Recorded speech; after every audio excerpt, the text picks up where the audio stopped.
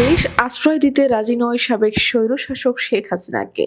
তাকে আশ্রয় দেওয়া নিয়ে নানা তথ্য বাতাসে ভেসে বেড়ালেও শেষ পর্যন্ত কেউ রাজি হয়নি।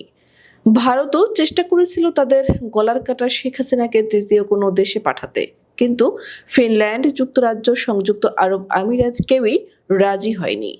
এমন মুহূর্তে ভারতেই থাকতে হচ্ছে শেখ হাসিনাকে। ভারতের উপর চাপ ছিল ওয়াশিংটনের, চাপ ছিল ঢাকারও। ওয়াশিংটন দিল্লির কাছে জানতে চেয়েছে শেখ হাসিনা ঠিক কোন স্ট্যাটাসে ভারতে বসবাস করছেন। অন্যদিকে ঢাকার দাবি ছিল শেখ হাসিনা ভারতে বসে কোনো রাজনৈতিক বক্তব্য দিতে পারবেন না।